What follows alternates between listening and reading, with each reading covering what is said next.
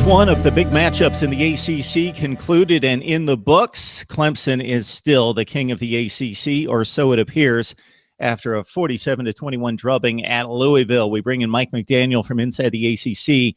Please join him right there for the best in ACC coverage. And, of course, subscribe to my YouTube channel right here at MarkRogersTV. The audio versions, the long form versions of these conversations on Stitcher, iTunes, and Podbean. Just search MarkRogersTV. Mike, good week for the ACC, but the one game in-house, in-conference, Clemson-Louisville, the Cardinals thought maybe they had enough to compete. Of course, they played a great game at Clemson last year, but it all fell apart in the second half. It really did. I think it just underscores the fact that Louisville is not really as good as a lot of people want to make them out to be. Mark, you and I talked about this the other day in our preview. A lot of people, pundits, prognosticators, ESPN especially, because they had the game, wanted to build this up as this massive matchup that it was last year. But a lot of people forget that Louisville lost a ton of talent on both sides of the football. And it was really apparent last night, especially as the game went on. You started to see it late second quarter when Clemson scored. It was 19-7. And you saw it kind of throughout the entire second half. Louisville just didn't really have enough punches to throw at Clemson to make it a really competitive football game last night, even at home, even in prime time under the lights. College game day, the whole nine. They just really don't have anybody outside of Lamar Jackson to make plays for that offense, and that was extremely apparent. On the flip side, Clemson looks like one of the best teams in the country right now, if not the best team in the country, right up there with Alabama. It's pretty funny because, we're 3 games into this season, and to me, at least through 3 weeks, it hasn't been more apparent than it was last night that Clemson and Alabama are just on another level compared to everybody else right now. We can make an argument for Ohio State prior to the season. Florida State, of course, has lost their starting quarterback, and we haven't seen them play yet with their backup, James Blackman. But right now, Clemson and Alabama are a clear rung above everybody else when you consider how good these two teams are compared to the rest of the country. All these top teams that we talked about being potentially in the mix, and it's a long season. We're only through 3 weeks, but, based on what we've seen so far, Clemson on defense, unparalleled. I mean, Alabama's fantastic, Florida State's fantastic, but this Clemson defense is as good as I've seen. And this defensive line might be better than they were a year ago, which is extremely scary considering the talent they had on that front last year. Front seven looks great for Clemson. They shut down Lamar Jackson for the most part last night. He made a couple of plays here and there, but you think about the pick six, which really turned the course of the game because it came 2 plays after a 51-yard run by Jackson that set up Louisville deep in Clemson territory, got called back.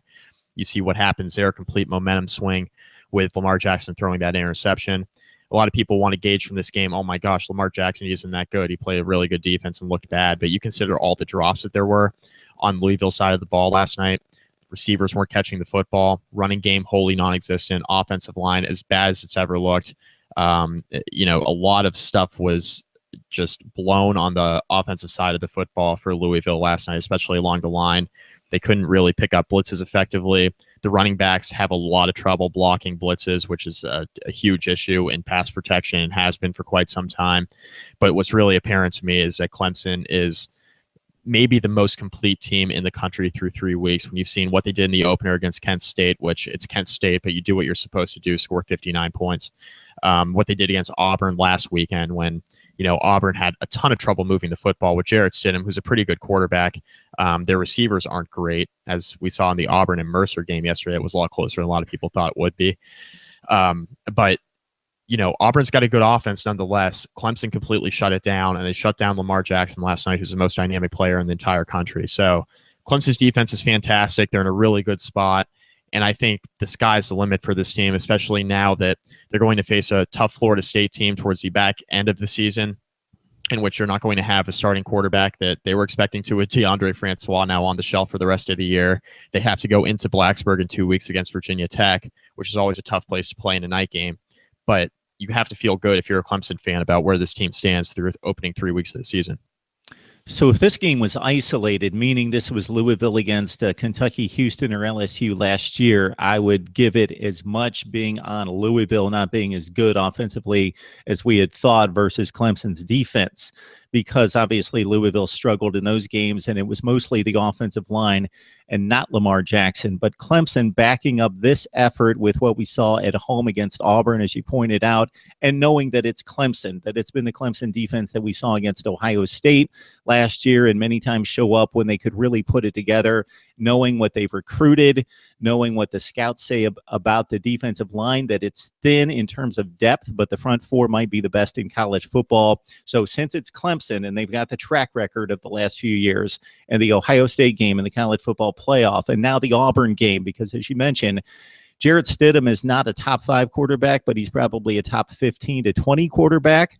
I have not seen Auburn play this year, but I know that those wide receivers are highly recruited. They're young, but they're highly recruited. Cam Petway's a really good running back. So they may not be a great offense, but Auburn's going to score 25 or 35 points a game against good SEC defenses, and they could do nothing in that game with 11 sacks and barely 100 yards. So Clemson follows that up. They don't let down. They go on the road to Louisville, and they dominate on defense. It was extremely impressive to watch. What else is a distinction for me that may lean me in the Clemson direction for number one is that Kelly Bryant played extremely well. Is he going to be Deshaun Watson, or is he going to be one of the top 5 quarterbacks in the country? Probably not, but he doesn't need to be. He's probably, based on that performance, probably a top 15 to 20 quarterback at least. He came out, and the very first difficult throw he had to make to Hunter Renfrow was a beautiful pass. It was perfectly thrown right over the defender, and from then on, he had control of the offense. He didn't make mistakes. He knew when to run. He knew when to give it to the back. He played almost a flawless game. He was just really good. And if they get that out of Kelly Bryant, my goodness, they are really good. And one other note on Louisville, still a good team. They'll probably go 10-2, 9-3 this season. Malik Williams needs to get the football a little bit more. They threw him a screen pass sometime when it was still a game, and he raced 19 yards against the Clemson defense. They couldn't catch him. I would like to see him get the football a little bit more. He had 6 carries last night and 3 pass receptions. And again, he was a little bit of an option, of a spark outside of Lamar Jackson in what otherwise was a dismal offensive effort once we got past the first quarter against the Clemson Tigers.